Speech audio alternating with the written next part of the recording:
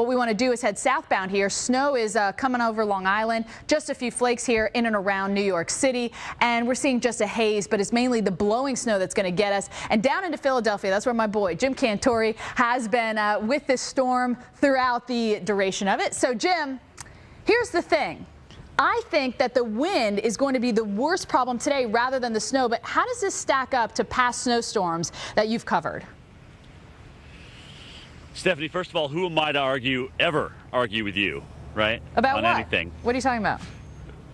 No, anything. I mean, you're right. It's definitely the wind. That's going to be the biggest issue today, especially here on the backside of the storm. That was your first question, oh, okay. Remember? Yes, sorry. The second one was about the snow. How does it stack up? And it's funny that you asked me that, because I was actually thinking this has got to be one of the biggest snowstorms for New Jersey as a state ever, because of the fact that you had so many 10 to 20 to 30-inch amounts of snow. And it wasn't just inland, it was on the coast too. So that's what I think made it such a big deal for the state of New Jersey. So if as much as we get, New Jersey, you guys don't mention New Jersey. New Jersey, you're on the map, baby. You are on the map. You struck it rich with this storm, and no doubt you had the biggest total at Lyndhurst at 29 degrees. All right, here's the deal. It's all about the removal today. The city's open, the airport's open, the trains, the subway, everything's on. The trolleys, they're moving a little bit slow this morning, as you can imagine. But as you can see, people are heading out to work, and the fact that we have blue skies and no snow right now, and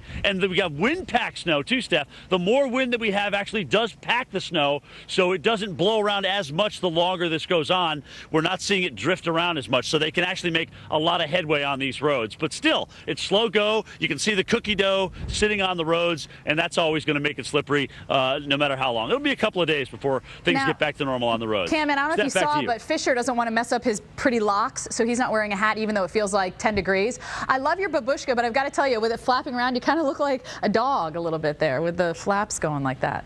A good-looking dog, but a dog. Oh gosh, here we go. Is that better?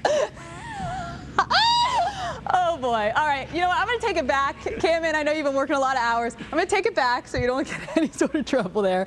Here's a look at our snow. And the good thing is it's kind of a weather quickie. It's moving in and moving out. And that's the saving grace, that we're not just going to see this slow system unloading on us here. So it's moving on out, taking the snow with it, and we'll still see just a few flakes on the backside. Jen. Seriously, I didn't know how to follow all this. All right, after this northeast blizzard moves out, things are going to change in a big way in the eastern half of the country. Let's show you what's going on. Well, we're starting with more than 50% of the nation has snow cover. We've got snow in 45 out of 48 of the lower states. So what's going to happen to this snow? Well, it's going to melt, and melt quickly too. Let me show you our temperatures. We're starting off on a cool note.